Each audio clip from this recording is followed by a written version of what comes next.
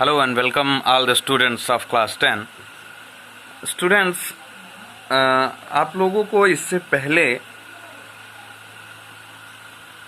English pros में lesson number 1 और lesson number 2, lesson number 1 है द इंचांटेड पूल और लेसन नंबर 2 है a letter to God.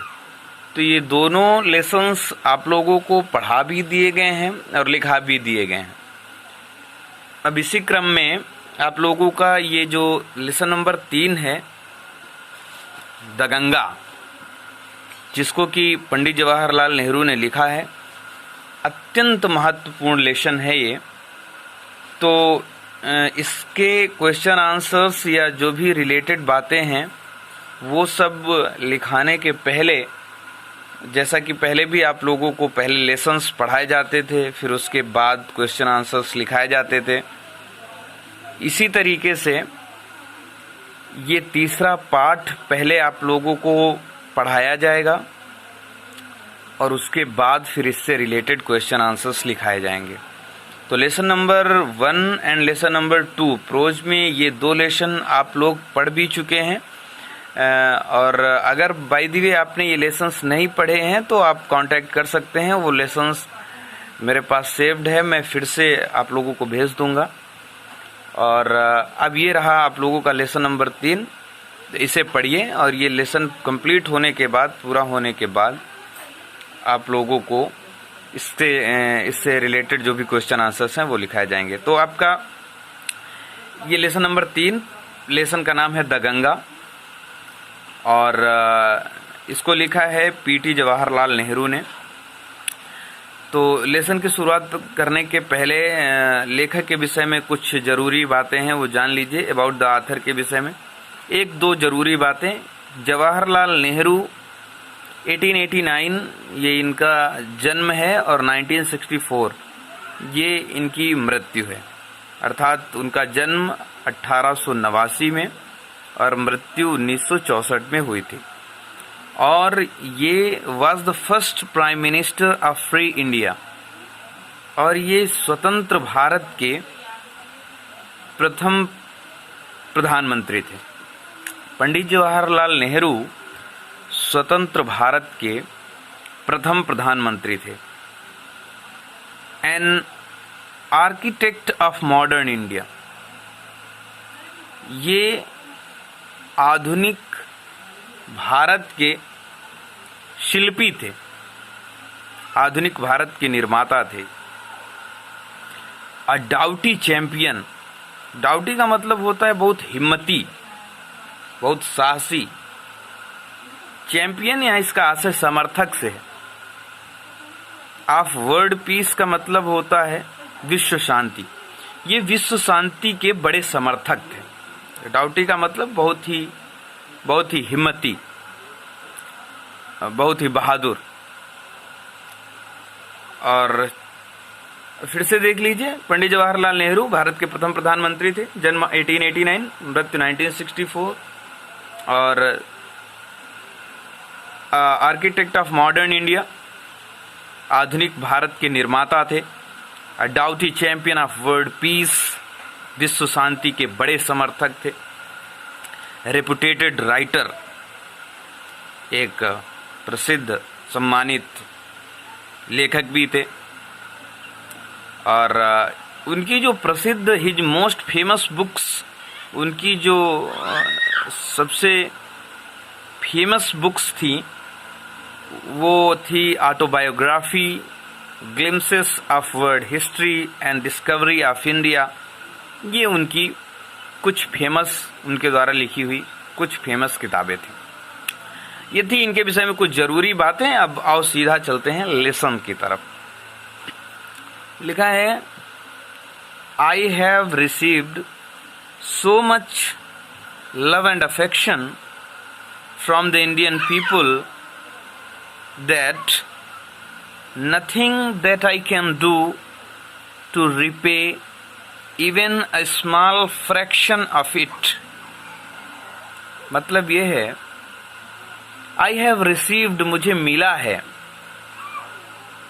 Pandit Jawaharlal Nehru कहते हैं, आई हैव रिसीव्ड, मुझे मिला है, सो मच लव एंड अफेक्शन, इतना अधिक प्रेम और स्नेह from the Indian people, Bharat के लोगों से, दैट की नथिंग, कुछ भी नहीं है, दैट आई कैन डू, जो मैं कर सकूं, टू रिपे, भुगतान करने के लिए, even a small fraction of it, इसका छोटा सा अंश भी, फ्रैक्शन हिस्सा, अंश, इवन भी, स्मॉल छोटा। अब यहां से आई से लेके इट तक पंडित जवाहरलाल नेहरू कहते हैं कि I have received so much love and affection from the Indian people that nothing that I can do to repay even a small fraction of it. मतलब मुझे भारत के लोगों से इतना अधिक प्यार और स्नेह प्राप्त हुआ है, that की nothing that I can do to repay even a small fraction of it, कि ऐसा कुछ भी नहीं है जिसको करके मैं इसका छोटा सा अंश भी भुगतान कर सकूं। एंड इंडीड, और वास्तव में, there can be no repayment, कोई भुगतान हो भी नहीं सकता, अब so precious a thing as affection, स्नेह जैसी बेशकीमती चीज का कोई भुगतान हो भी नहीं सकता। पंडित जवाहरलाल नेहरू कहते हैं कि मुझे भारत के लोगों से इतना अधिक प्यार और स्नेह मिला है कि कुछ भी करके मैं उसका एक छोटा सा अंश भी चुका नहीं सकता, और वास्तव में अफेक्शन जैसी, स्नेह जैसी, प्यार जैसी बेशकीमती चीज का कोई भी भुगतान हो नहीं सकता। कहते हैं कि मेनी हैव बीन एडमायर्ड, बहुत सारे लोगों की तारीफ हुई है। सम हैव बीन रिवर्ड, बहुत सारे लोगों का आदर हुआ है, बहुत सारे लोगों की तारीफ हुई है, बहुत सारे लोगों का आदर हुआ है, बहुत सारे लोगों का सम्मान हुआ है। बट लेकिन the affection of all classes of Indian people, लेकिन भारतीय लोगों से जो अफेक्शन, जो स्नेह मुझे मिला है, वो हैज कम टू मी, वो मुझे मिला है इन सच अबेंडेंट मेजर, इतनी प्रचुर मात्रा में मिला है, I have been overwhelmed by it, कि मैं उससे अभिभूत हो गया हूं। पंडित जवाहरलाल नेहरू कहते हैं कि भारत के लोगों से, भारत में हर श्रेणी के लोगों से, of all classes of Indian people, Bharat में रहने वाले हर श्रेणी के लोगों के द्वारा इतना प्रचुर मात्रा में मुझे प्यार और स्नेह मिला है कि I have been overwhelmed by it, कि इससे मैं बिल्कुल अभिभूत हो गया हूं। फिर से देख लीजिए पूरा अर्थ। I have received so much love and affection from the Indian people that nothing that I can do to repay even a small fraction of it, मतलब मुझे भारत के लोगों से इतना अधिक प्यार और स्नेह मिला है कि कुछ भी करके मैं इसका छोटा सा अंश भी चुका नहीं सकता। And indeed there can be no repayment of so precious a thing as affection, और अफेक्शन जैसी, स्नेह जैसी बेशकीमती चीज का कोई भुगतान हो भी नहीं सकता। Many have been admired, some have been revered, बहुत सारे लोगों की तारीफ हुई है, कुछ लोगों का आदर भी हुआ है। But affection of all classes of Indian people has come to me in such abundant measures that I have been overwhelmed by it, लेकिन भारत में सभी श्रेणियों के लोगों से मुझे प्रचुर मात्रा में स्नेह मिला है, इतना ज्यादा स्नेह मिला है कि I have been overwhelmed by it, कि मैं इससे अभिभूत हो गया हूं।